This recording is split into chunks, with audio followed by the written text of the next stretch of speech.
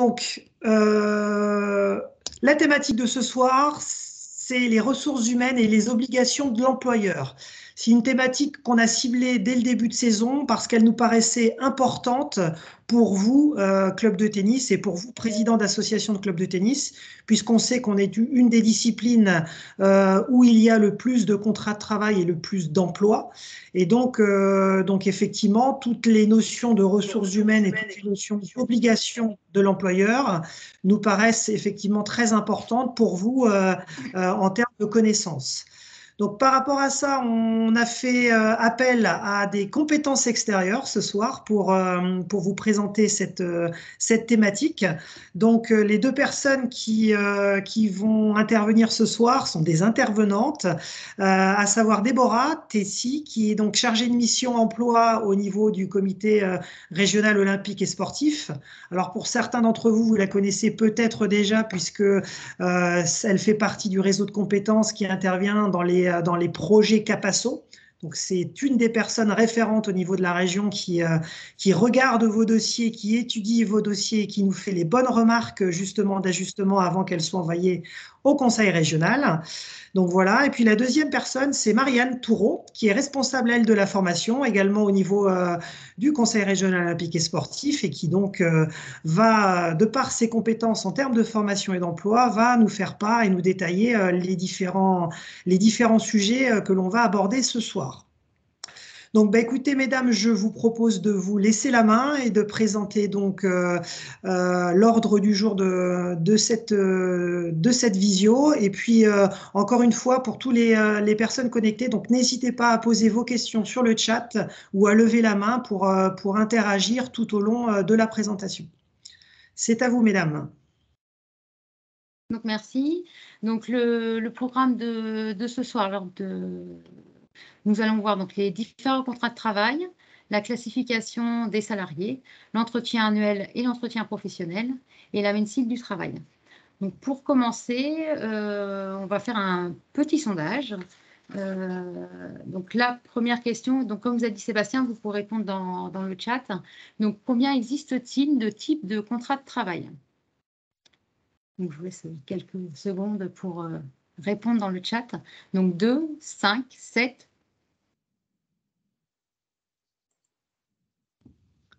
Voilà, n'hésitez pas, donc vous allez sur l'onglet voilà, conversation en haut et vous avez la possibilité tout en bas à droite de saisir un message.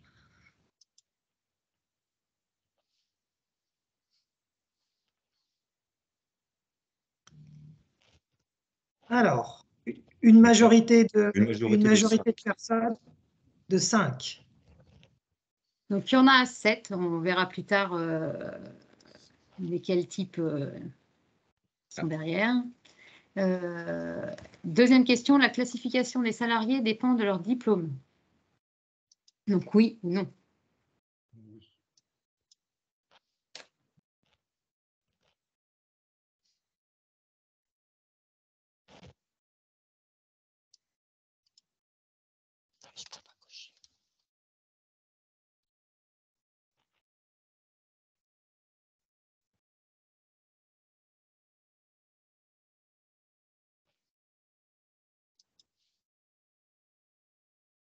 Il y a un peu des deux, hein, un peu de oui, un peu de non. Un peu de oui, un peu de non. Ouais. Bon. Alors, c'est non et on verra ça plus tard aussi en détail tout à l'heure. Donc, le premier sujet qu'on va voir ce soir, du coup, c'est le contrat de travail. Donc, le contrat de travail, c'est un cadre juridique. Donc, c'est un travail pour le compte d'autrui. C'est un travail qui est rémunéré et avec un lien de subordination. Donc, les contrats de travail au niveau du sport, ils sont régis par 2 textes, par le Code du travail et par la Convention collective nationale du sport. Donc, la Convention collective nationale du sport est très récente parce qu'elle date de 2006. Avant, on était sur l'animation. Donc, par rapport à ça, l'employeur a des obligations. Donc, fournir un travail dans le cadre d'un horaire bien établi, verser le salaire qui correspond et respecter les éléments du contrat de travail. Donc, la Convention collective nationale du sport précise plusieurs mentions à faire paraître dans le contrat de travail la raison sociale, la date d'embauche, le lieu de travail, l'intitulé du poste, la classification, le repos, les périodes d'essai. Donc, toute cette liste de mentions obligatoires, à la fin de ce webinaire, la Ligue de tennis vous enverra certains documents, dont toute cette liste de mentions obligatoires liées à la Convention collective nationale du sport. Donc, tous les contrats de travail doivent être signés. Donc, de fait, s'ils ne sont pas signés, c'est un CDI, mais vu qu'on a quand même des obligations suite à la Convention collective nationale du sport, il est quand même préférable, pour être dans les textes, d'avoir des contrats de travail écrits en 2 exemplaires et signés entre, évidemment, les 2 parties. Donc, les différentes formes de contrats de travail, il y a le contrat à durée indéterminée, le contrat à durée indéterminée intermittent, le contrat à durée déterminée, le contrat saisonnier, le contrat d'intervention, le contrat d'apprentissage et le contrat de professionnalisation. Donc, on est bien à cette forme de contrat dans le sport. Donc, le contrat de principe de droit commun, c'est évidemment le contrat à durée indéterminée. C'est l'activité normale de l'association. C'est conclu sans limitation de durée. On a une activité, on répond à l'activité, le salarié est en contrat à durée indéterminée. Après, il y a un contrat particulier dans le sport que vous connaissez aussi beaucoup dans le tennis, c'est le contrat à durée indéterminée intermittent. Donc là, d'un point de vue juridique, c'est un contrat qui est vraiment distinct du contrat à temps partiel. Même si la durée de travail ne peut pas excéder 1260 heures, donc un contrat lambda temps plein, c'est 1600 heures plus la journée de solidarité. Là, on est à 1260 heures sur une période de 36 semaines maximum. Donc, c'est conclu pour pouvoir à des postes permanents qui comportent des périodes alternées entre travailler et non travailler. C'est pour des postes essentiellement liés à l'animation, à l'enseignement, à l'encadrement des activités sportives. Après, ça peut être aussi lié à des postes liés au service, comme le ménage ou les cuisines. Donc, la base, c'est 36 semaines, mais il y a un avenant qui a été étendu, qui est l'avenant 81, qui permet de dépasser le seuil de 36 semaines pour atteindre 42 semaines maximum sur 12 mois. Du coup, on peut passer de 1260 heures à 1470 heures.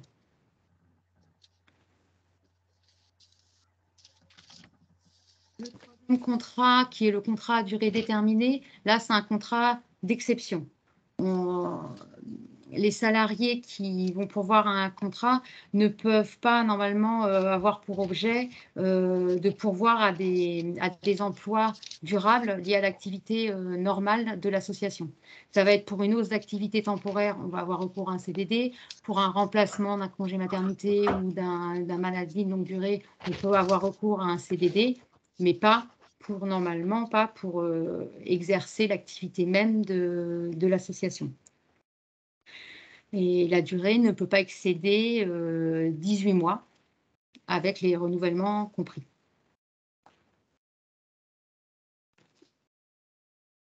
Il y a le contrat saisonnier, donc, qui lui se caractérise par l'exécution de tâches normalement appelées à se répéter chaque année, à des dates à peu près fixes, donc en fonction, comme son nom l'indique, du rythme des saisons ou de mode de vie collectif. Le contrat saisonnier, par contre, est complètement indépendant de la volonté de l'employeur. Ce n'est pas l'employeur qui choisit de faire des contrats saisonniers. C'est vraiment en fonction de la saisonnalité.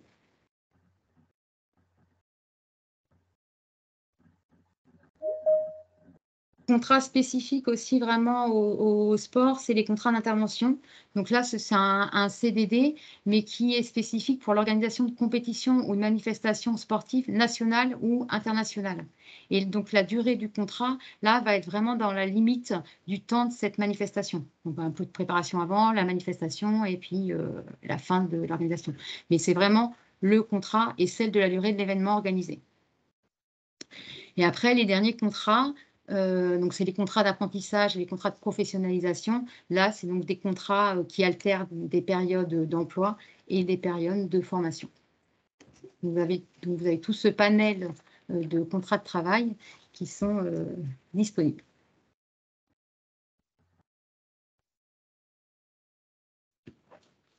Donc, l'autre point qu'on souhaitait aborder ce soir et qui fait partie d'une mention obligatoire du contrat de travail, c'est la classification des salariés. Donc, en application avec la Convention collective nationale du sport, chaque salarié fait partie d'un groupe, d'une catégorie. Il y en a 8. Et donc, ce n'est pas en fonction du diplôme du salarié, c'est en fonction de 3 critères qui sont l'autonomie, la responsabilité et la technicité. Donc, en fonction de l'autonomie, responsabilité, technicité, il y a un groupe. Et en fonction de ce groupe, après, il y aura un salaire de référence fixé par la Convention collective nationale du sport. Donc, les 8 groupes, donc il y a le premier groupe, qui est le groupe des employés, où là, on est sur une exécution de tâches prescrites qui ne nécessitent pas de formation de longue durée et une adaptation très rapide au poste.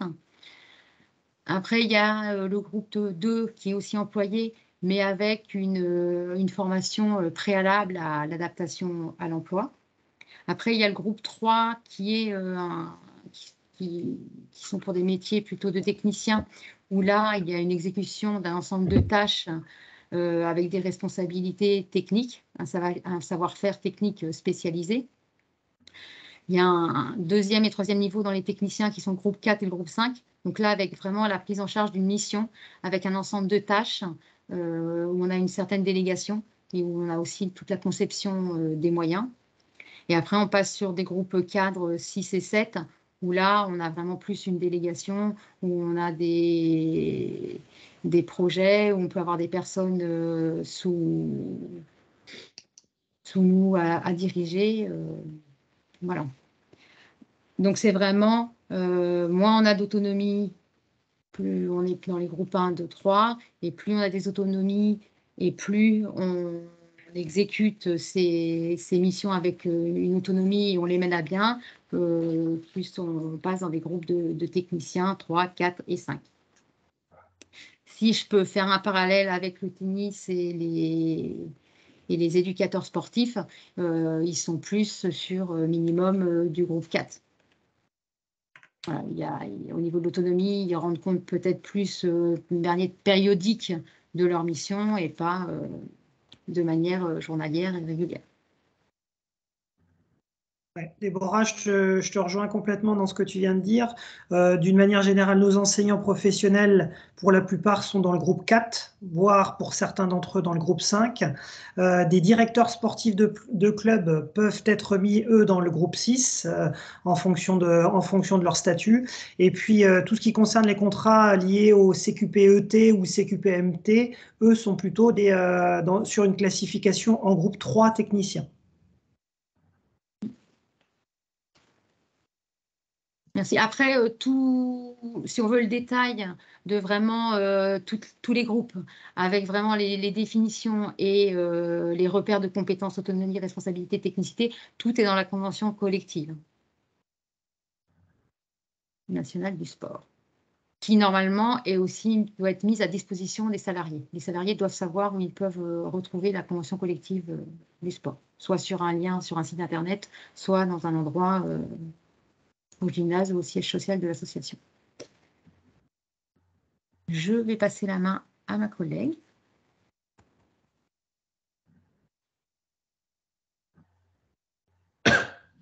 Bon, bah, j'enchaîne. Si vous n'avez pas de questions pour ce qu'a vu Déborah, je vais enchaîner, moi, sur les types d'entretien. Donc, on va refaire un petit sondage. Et alors, le même principe qu'avec Déborah, la réponse, vous allez l'inscrire dans le chat. Donc, première question. Est-ce que l'entretien annuel est-il obligatoire? Oui, non. Cela dépend du statut du salarié ou de la salariée. Donc, selon vous, est-ce que l'entretien annuel est obligatoire? Oui, non, ça dépend.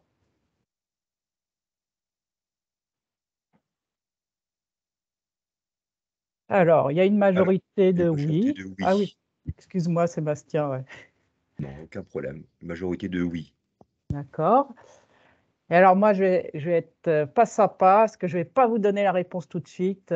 Normalement, avec la suite des diapos, on va retrouver la réponse. Ça dépend, nous dit Sébastien.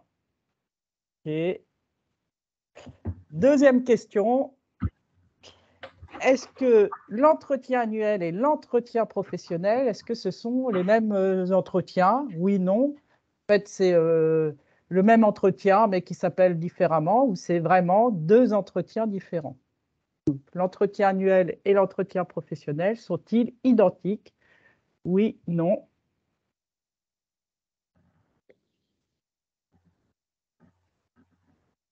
Très, très grande majorité, non. Eh oui, ok. Alors, il existe en effet deux entretiens.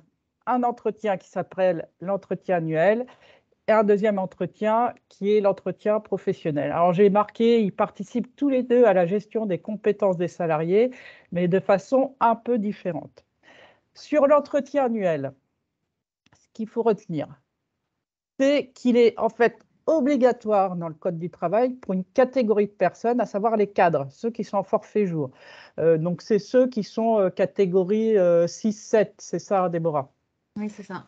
Voilà, donc normalement, le Code du travail il dit l'entretien annuel, il est obligatoire pour les cadres, notamment pour bien faire le suivi des jours travaillés. Mais aussi, le Code du travail, il dit que l'employeur a l'obligation d'adaptation du salarié à son poste. Et à un moment donné, quand est-ce qu'on s'assure en tant qu'employeur que le salarié est bien adapté à son poste? C'est aussi au moment des entretiens annuels. Donc, pour voilà, les salariés qui ne seraient pas cadres, il est quand même fortement conseillé de faire des entretiens annuels, ne serait-ce que pour s'assurer que tout se passe bien d'un point de vue de l'emploi. Alors, l'article, vous avez l'article, mais qui a été aussi confirmé par différentes jurisprudences où voilà, il y a eu des cas, notamment devant les prud'hommes, où en fait, il s'est avéré que l'employeur n'avait jamais fait d'entretien annuel et donc il ne pouvait pas renvoyer son salarié en disant vous n'êtes pas adapté au poste de travail, quoi. Donc ça c'est une chose. Sur l'entretien professionnel, alors je suis assez étonnée parce que là, de façon majoritaire, vous dites bien que c'est deux choses différentes et vous avez raison. L'entretien professionnel est obligatoire depuis le 5 mars 2014 dans toutes les structures employeuses, donc entreprises et associations, quelle que soit la taille de la structure et quels que soient les contrats des salariés. Donc, Déborah nous a présenté un certain nombre de contrats. Dès lors que vous avez un salarié qui est en contrat, voilà, un salarié dans votre association, vous devez faire l'entretien professionnel. Donc après, vous pouvez poser des questions, mais c'est quand vous avez un salarié qui est à temps partiel, voilà, est-ce qu'il fait l'entretien professionnel? Oui, il fait l'entretien professionnel. Alors concrètement, c'est quoi cet entretien professionnel? Il se fait tous les 2 ans. Donc, les salariés qui étaient déjà en poste en 2014, il y avait un premier 2014, 2016, voilà, 2018, etc., tous les 2 ans. Et au bout de 6 ans, l'entretien professionnel, il sert à faire un état des lieux pour vérifier ce qui a été mis sur les années d'avant. L'entretien professionnel, il ne traite que des perspectives d'évolution professionnelle du salarié, notamment en termes de qualification et d'emploi. Alors, ça peut être l'évolution professionnelle, l'évolution salariale, mais vous devez quand même aborder cette question en gros, de la montée de compétences de vos salariés. Donc, cet entretien, ce qu'il faut savoir, c'est que déjà, quand vous embauchez quelqu'un, vous êtes tenu, en tant qu'employeur, de prévenir que le salarié devra participer à des entretiens professionnels et expliquer l'objectif. Il y a une obligation de s'entretenir, que ce soit du côté de l'employeur et du côté du salarié. Donc, ça veut dire que l'employeur, il doit identifier la personne qui fera passer cet entretien professionnel.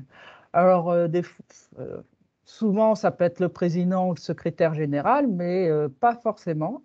Il faut que cette personne-là, on va en parler un petit peu de l'entretien professionnel, il faut qu'il soit formé, parce que c'est quand même assez compliqué d'être sur de l'évolution professionnelle, l'évolution de compétences, et pas d'être sur l'activité quotidienne du club. C'est vraiment deux choses qui sont différentes.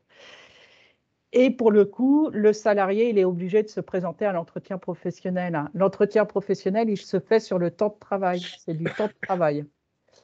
Et donc, pour le coup, vous devez prévenir votre salarié que vous faites un entretien professionnel. Donc, il faut le convoquer. Alors, le Code du travail, il dit plutôt inviter. Mais ce n'est pas vraiment la bonne sémantique, il est convoqué.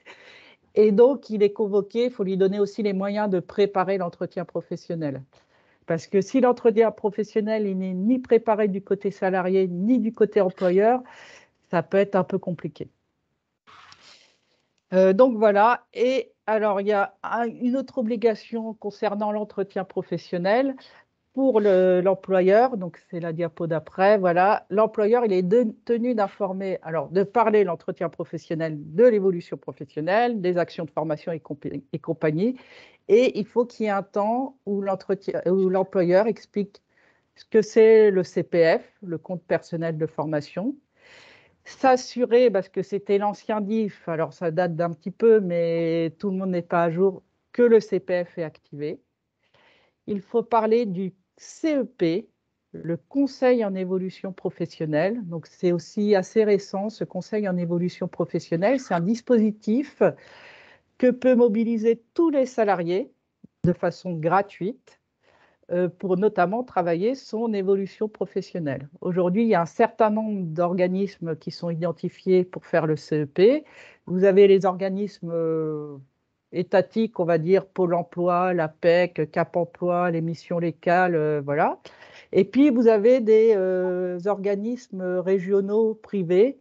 Alors, j'ai regardé ce matin, il y a une petite trentaine en région centre, mais on vous les redonnera. Et l'employeur doit aussi aborder la question de la VAE, la validation des acquis de l'expérience.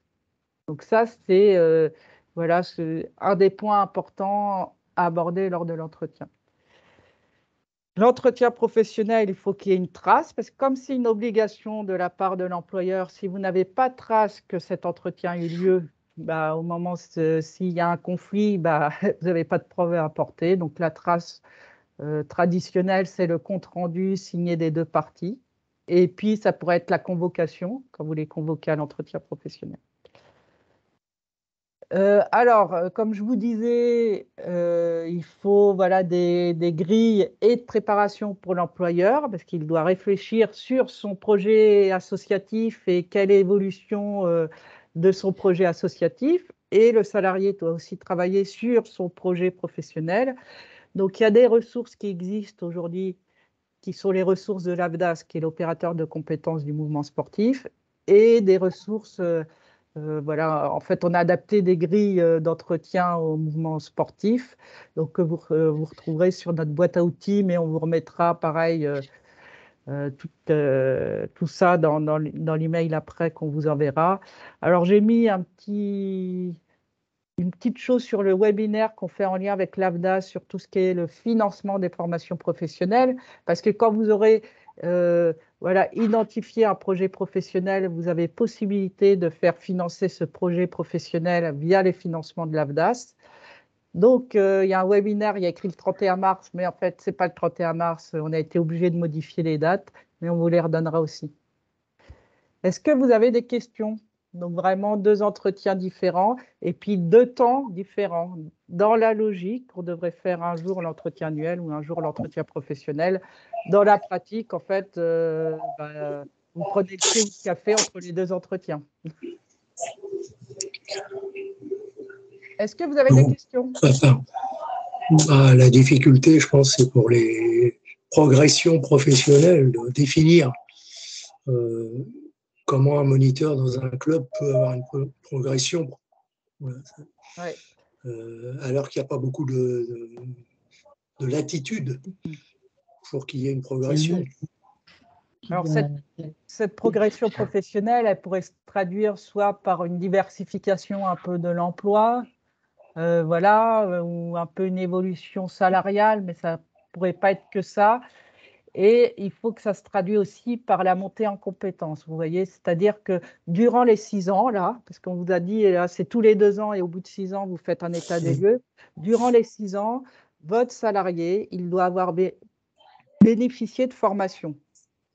Et alors, qu'est-ce que c'est qu'une action de formation?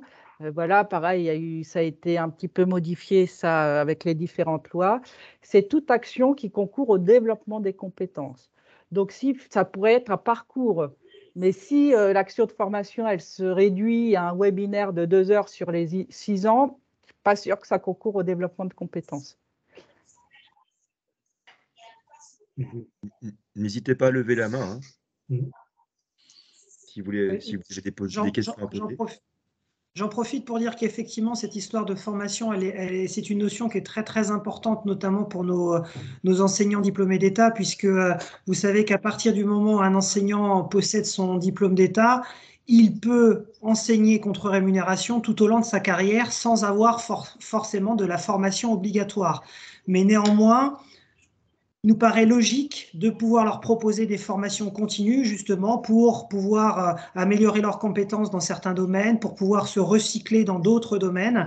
Et c'est pour ça également qu'à ce titre, tout un tas d'organismes proposent des formations sur divers sujets et la Ligue du Centre propose des formations continues pour les enseignants professionnels avec chaque année entre 5 et 10 thématiques différentes pour justement voilà, avoir un contenu assez important à proposer à cette corporation. Donc,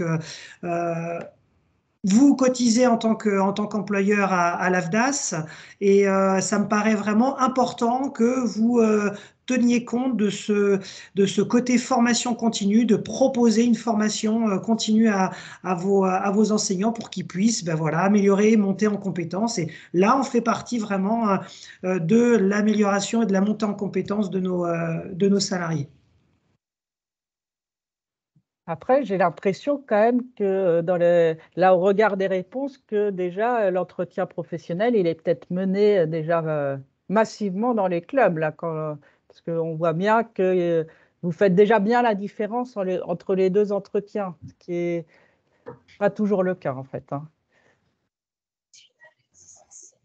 Oui, on fait la différence. De les faire réellement, régulièrement, c'est autre chose. Alors, il y a eu un petit peu avec le Covid, voilà, ce bilan à 6 ans, ça tombait durant la période Covid, donc il a été reculé. Voilà, on avait jusqu'au 30 juin 2021 pour mener les bilans à 6 ans. Voilà. Si vous l'avez, alors on va vous tranquilliser. De toute façon, les sanctions, elles existent. Alors, on va être honnête pour les plus de 50 salariés, ce qui est, je pense, a priori, pas le cas de vos structures. Il pourrait y avoir des sanctions dès lors que vous avez un conflit avec un salarié et que vous êtes devant le prud'homme. En fait, ça fait partie des faisceaux d'indices supplémentaires, quoi. Si vous n'avez pas fait l'entretien professionnel, ça se retournera contre vous. Voilà. Mais là, si vous n'avez toujours pas fait vos entretiens professionnels, puis vous vous rendez compte que vous êtes un peu hors des clous par rapport aux échéances, voilà, vous inquiétez pas, là, faites-les, tranquillisez-vous, quoi. Mais voilà.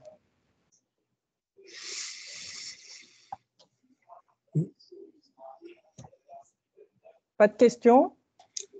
Apparemment, non. Toujours pas. Tout va bien.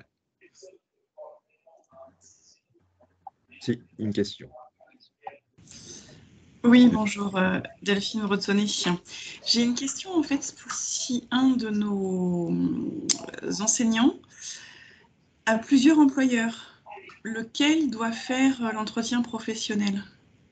En fait, Par exemple, un salarié qui exerce, qui a que un contrat de 3 heures avec la structure, qui en a 20 avec une autre et 6 avec une autre.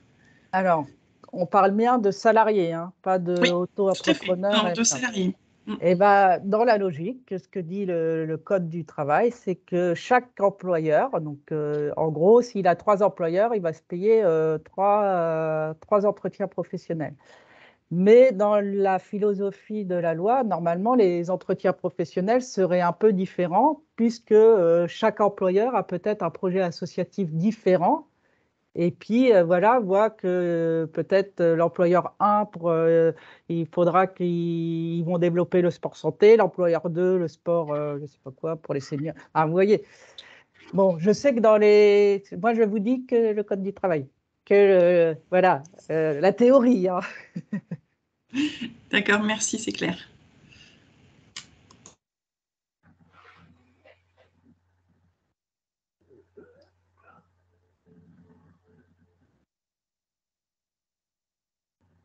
à toi, je pense, Déborah. S'il n'y a pas d'autres questions, vous pourrez revenir Je vois pas, voilà, à la donc, fin de la…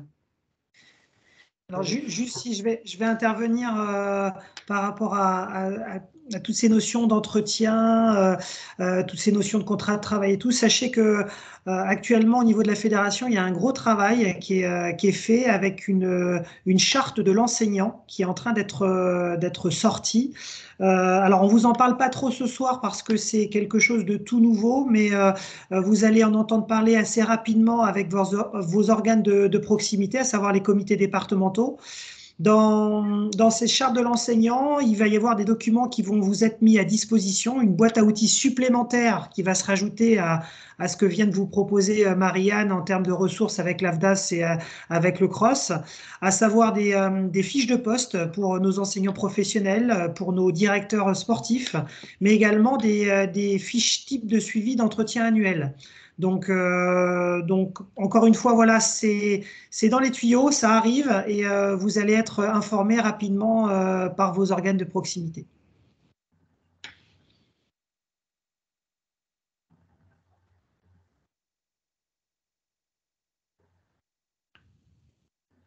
S'il n'y a pas de questions, Déborah, on te laisse la parole.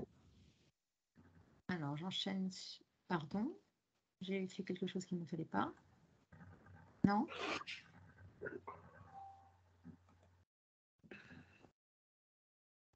Donc, le dernier thème, pardon. Hein. Donc, la médecine du travail. Donc, depuis le 1er janvier 2017, il n'y a plus une visite du travail comme on l'entendait avant. Maintenant, c'est une visite d'information et de prévention organisée par l'employeur et réalisée par un professionnel de santé. Donc, dans un délai qui n'excède pas 3 mois à compter de la prise effective du poste de travail. Donc, on entend en tant que professionnel de santé, donc soit un médecin du travail, soit un collaborateur de médecin, soit un interne en médecine du travail, soit un infirmier. Cette visite permet d'interroger le salarié sur son état de santé, l'informer sur les risques éventuels liés à son poste de travail, de le sensibiliser aux moyens de prévention liés aux risques professionnels et d'identifier du coup les risques et de pouvoir y remédier ou l'envoyer vers un médecin du travail si les risques sont présents. Donc, à l'issue de cette visite d'information, il y a une attestation de suivi qui est délivrée aux salariés et à l'employeur. Cette visite doit se faire tous les 5 ans. Avant, on était sur 2 ans, maintenant on est tous les 5 ans. Donc, pour anticiper la question sur la pluralité des employeurs, donc il y a un accord qui est possible entre les employeurs qui précise les modalités de répartition de la charge de la surveillance médicale. Alors, il faut que ce soit un emploi identique. Donc, si c'est un moniteur de tennis dans 3 clubs, donc c'est possible. Et donc, on peut faire un accord type entre les différentes structures employeuses et du coup, on ne fait plus qu'une seule visite d'information et de prévention. Et après, on répartit la charge du coup de ce rendez-vous au prorata du temps de travail passé dans les différentes structures. Mais pareil, cet accord type sera joint à la suite du webinaire. Donc, les médecines du travail, aujourd'hui, c'est porté par diverses associations. Donc, je vous ai mis sur les 3 départements les associations concernées avec le numéro du siège, mais après, il y a plein d'antennes dans les différentes villes. Donc, il y a les associations de prévention de santé au travail, il y a les services interprofessionnels de la santé au travail. Donc, c'est vraiment des associations à part entière. Donc, je ne peux pas vous donner un tarif précis sur ces rendez-vous, parce sur ces visites d'information, parce que selon les structures, il y a une adhésion qui peut aller de 3 € à 25 €, plus après des frais à 72 € ou 103 € pour une visite. Donc, il faut vraiment se rapprocher de ces associations, si ce n'est déjà fait, si vous avez un salarié, et de voir avec eux après des cotisations. Et ça, c'est jusqu'à présent. Il y a dans les tuyaux que ça serait pris en charge par l'URSSAF prochainement, mais je n'ai pas réussi à avoir d'informations ou je n'ai pas vu de décret qui le précise. Donc aujourd'hui, on est toujours sur ces médecines du travail et ces services qui vous sont offerts aussi, parce qu'il y a plein de choses autour de la visite médicale que ces associations-là peuvent vous apporter. Nous avons une question Oui. de Yves. Yves, on te laisse la parole. Oui, bonjour. Bonjour. On m'entend? Oui, je vous entends. Oui, parfait. Donc, par rapport à la médecine du travail, alors moi, je fais partie d'un tout petit club là, donc je reprends, hein, donc, sachant que pour les petits clubs, quand les équipes changent en termes de suivi, c'est pas forcément ce qu'il y a de plus simple. Donc moi, j'ai un salarié, par exemple, avec ce qui ressemble à un contrat CDI qui date de 2006. Donc, du coup, je me pose tout un tas de questions, mais que je verrai sûrement à un autre moment. Par rapport à la médecine du travail, la plupart des professeurs, quand même, ce sont des activités complémentaires. Donc, ils ont un autre emploi qui n'a rien à voir avec le tennis. Donc, ils ont déjà, on va dire, un entretien médecine du travail. Moi, je n'avais même pas pensé au fait que ça pouvait faire partie de mes responsabilités. Un professeur qui a un autre emploi qui n'a rien à voir avec le sport, dans le cadre de son... Oui, donc il va devoir aussi repasser médecine du travail aussi, ça... Oui, et dans le cadre du coup de son métier d'animateur sportif. Parce que ça ne va pas être les mêmes risques, ça va pas être les mêmes risques, ça va pas être... Oui, bah, il y a une certaine logique, je comprends bien, mais bon, bah, encore une complication en plus. Ok, j'en avais pas conscience, merci. Mais après, il faut peut-être appeler, parce qu'en fait, si vous ne savez pas, il est peut-être mis à jour, peut-être que l'équipe avant l'a fait et vous n'avez pas besoin de le faire. Donc, il faut simplement appeler votre, du coup, l'association. On va en parler parce qu'on a le mérite de s'entendre tous très bien, mais j'ai des gros doutes sur le sujet. Peut-être que ça a été fait. D'accord, merci.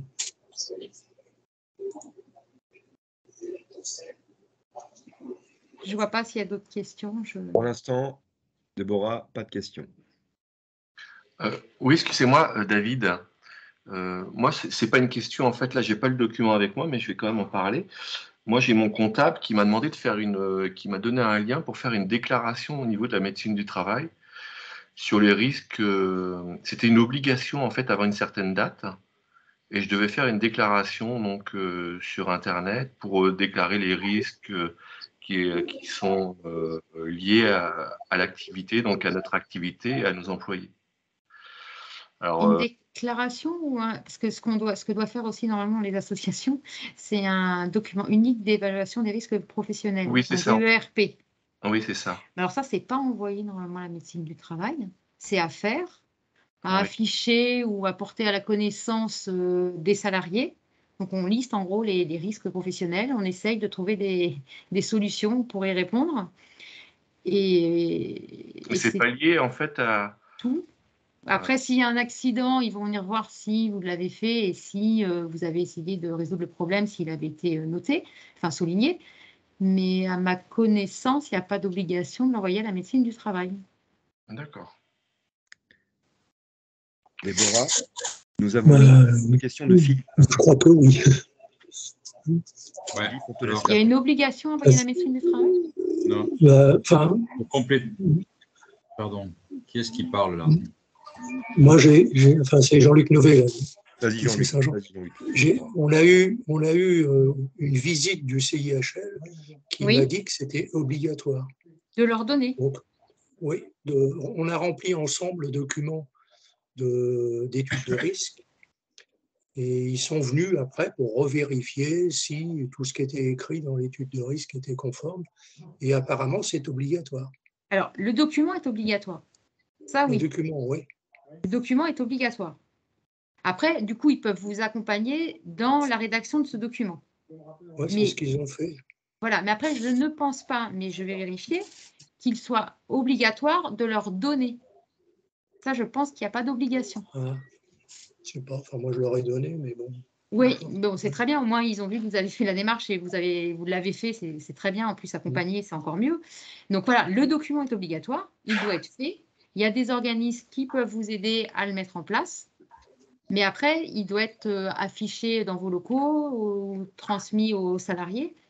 Ouais, ça, je ne l'ai pas transmis aux salariés. D'accord. Okay. Donc là, nous commençons à avoir beaucoup de questions. Donc, on va essayer de répartir un petit peu dans l'ordre. C'est au tour de Philippe. Ouais. En fait, là, le sujet que vous évoquez, vous évoquez deux sujets différents. Ce qu'a dit David, c'est qu'effectivement, quand on se connecte sous le site, alors pour nous, la PST 37, la PST 37 a demandé de refaire un point complet sur les salariés.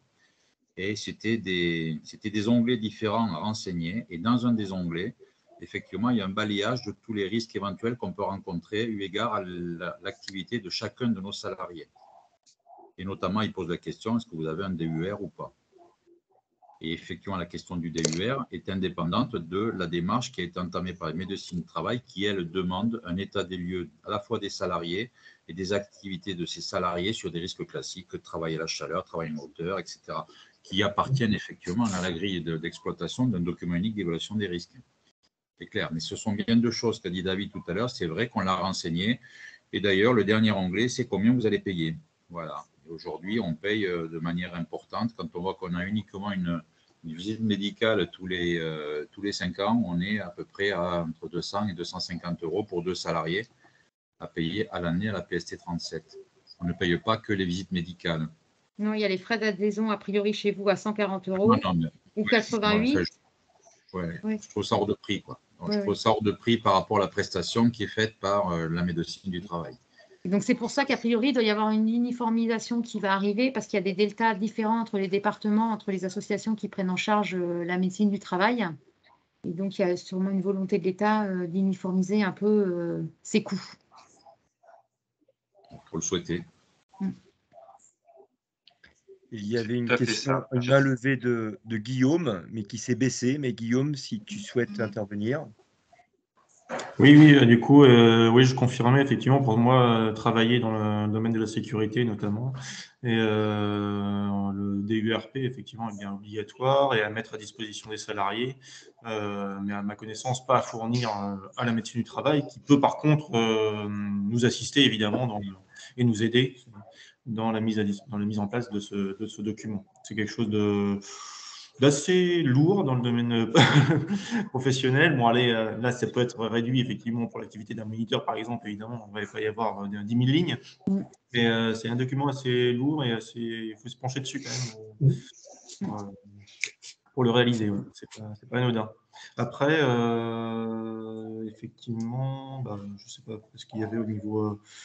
c'est vrai que moi, je ne m'étais pas du tout posé la question, du coup, dans le terme du tennis, parce que moi, je reprends aussi un club, effectivement. Et, autant j'étais au courant pour travailler tous les jours quasiment dedans, mais là, pour la part de ma partie activité, loisir, tennis, je ne m'étais même pas posé cette question-là. Donc, effectivement, je vais devoir appliquer ce que j'applique au quotidien, peut-être. Dont les risques sociaux, etc., voilà. En contact avec les gens. Voilà, il y a plein de risques qu'on n'imagine pas, mais, oui, ça va mais une fois qu'on les liste, on voit qu'il y en a plein. Télétravail et compagnie, enfin, voilà. Tout maintenant, c'est complet. Nous avons une autre question de Christophe. Christophe, c'est à toi. Ouais. Alors, effectivement, le DURP, c'est des documents qui sont relativement compliqués à remplir. Bon, en tant qu'entrepreneur, d'un côté, on en a au niveau de la société. Par contre, on est souvent épaulé par nos organismes professionnels qui ont au moins un squelette. Est-ce qu'au niveau du tennis, il existe ou pas, en fait? Alors, parce qu'à construire, c'est juste énorme, quoi. Alors, au niveau du tennis, je ne sais pas.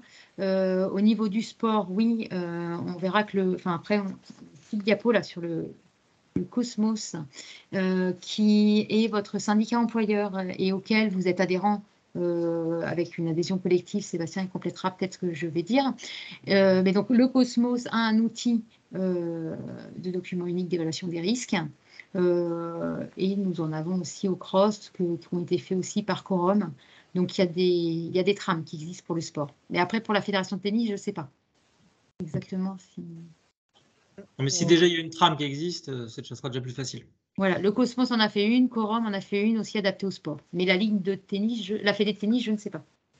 Non, la Fédé Tennis n'en a pas fait pour la simple et bonne raison qu'étant donné qu'on est conventionné avec le Cosmos et qu'on a un partenariat avec eux, ce document est strictement le même que le Cosmos. Donc, on reprend celui du Cosmos. D'ailleurs, à ce titre-là, je rappelle vraiment que cet organisme peut vous apporter plein de choses et notamment peut vous accompagner sur plein de domaines sur la mise en place de la convention collective. On vient de parler de plein de sujets divers et variés là, mais tout ça, vous pouvez le retrouver retrouver grâce au Cosmos. Et sachez qu'ils ont également une assistance juridique avec une hotline qui est disponible tous les matins avec votre numéro d'adhérent. Cette adhésion pour vous, elle est en tant qu'association affiliée à la Fédération française de tennis, elle est complètement gratuite de par le partenariat qui a été signé entre les deux parties. Donc je vous invite vraiment, si vous êtes club employeur et si ça n'est pas déjà fait, je vous invite vraiment à prendre cette adhésion. Alors il y a une démarche à faire, on vous le mettra sur le lien du mail avec le support de présentation, mais il y a une démarche à faire qui est relativement simple avec comment dire, une demande d'adhésion qui est à faire avec un document spécifique pour la Fédération française de tennis qui vous donne la gratuité de l'adhésion. Donc pensez bien à le faire, et surtout, ce qui est important, c'est que c'est une adhésion qui est à renouveler tous les ans à partir en année calendaire, en année civile. Donc, malheureusement, le Cosmos ne fonctionne pas comme nous en saison sportive. Et donc il faudrait, dans l'idéal, penser à renouveler son adhésion si vous étiez déjà adhérent les années précédentes, à renouveler cette adhésion sur les 2 ou 3 premiers mois de l'année civile. Donc, vous pouvez le faire à n'importe quel moment de l'année. On a d'ailleurs, à ce propos, je pense avec tous les collègues, on a envoyé une communication là-dessus en début d'année 2022 pour que vous puissiez avoir l'opportunité de le faire. Donc, n'hésitez pas à le faire. Alors, bien sûr, vous avez d'autres ressources avec vos référents de ligue que vous pouvez appeler, qui vous dirigeront vers les bons interlocuteurs. Vous avez également le CROSS, le Conseil régional olympique et sportif, qui est là également pour répondre à vos questions, ou les CDOS, vos comités départementaux de proximité. Mais le Cosmos, c'est vraiment un organisme qui est à votre disposition pour vous aider et vous accompagner.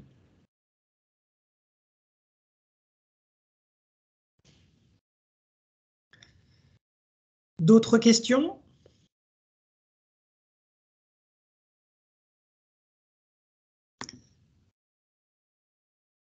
Alors, je vois sur le chat, on nous dit qu'il y a que vous, en tant que club, vous recevez des mails de rappel pour renouveler l'adhésion au Cosmos. Donc voilà, encore une fois, n'hésitez pas à le faire. À titre indicatif, on est une des régions de France et une des ligues de tennis en France qui a le plus de clubs adhérents au Cosmos. Donc ça veut dire que vous êtes réactif et que vous entendez notre discours par rapport à cette adhésion. Néanmoins, je pense qu'on peut encore mieux faire, et à partir du moment où on est employeur, même si c'est pour un emploi à temps partiel, dans nos clubs, c'est intéressant de pouvoir avoir cette adhésion pour s'en servir au moment opportun.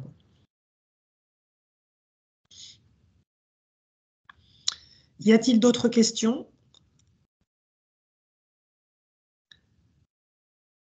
Sur les obligations de l'employeur en général?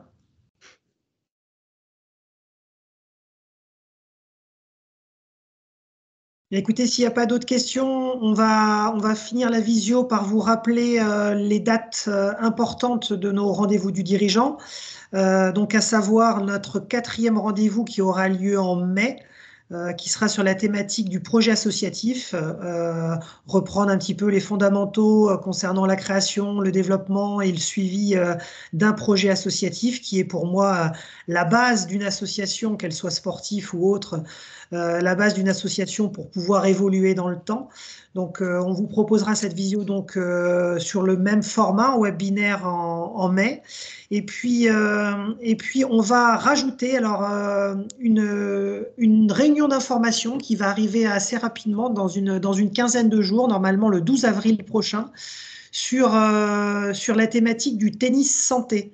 Alors, le tennis santé, pour ceux qui ne savent pas ce que c'est tout simplement le fait de pouvoir proposer une activité tennis à des personnes victimes en situation de certaines pathologies, comme des personnes diabétiques, comme des personnes obèses, comme des personnes en traitement de certains cancers. Et donc, par rapport à ça, il y a tout un dispositif qui a été mis en place par la Fédération depuis quelques années, avec plein de choses derrière, c'est-à-dire de la formation pour les enseignants professionnels pour pouvoir être en capacité d'accueillir ce type de public, et puis également une aide à la mise en œuvre de l'activité au sein des clubs, et également la labellisation des différents clubs qui peuvent proposer ce type d'activité. Donc cette visio aura lieu, donc, comme je vous l'ai dit, le mardi 12 avril prochain, et on s'appuiera également sur le retour d'expérience d'une association de la Ligue du Centre. Alors, même si ce n'est pas encore officiel pour ne pas la nommer, c'est le Tennis Club Dunois dans l'Eure-et-Loire qui a mis en place cette activité maintenant depuis quelques années et où ça marche vraiment très très bien, avec une équipe enseignante motivée pour le mettre en œuvre, des dirigeants motivés pour le mettre en œuvre. Et donc, ça nous paraissait intéressant de pouvoir vous présenter rapidement cette activité pour, pourquoi pas, donner des idées ou des envies à certaines autres associations de la région Centre de partir dans cette direction. Sébastien, nous avons une petite main levée de Yves. Oui. Oui, encore moi. Donc, ce serait une dernière.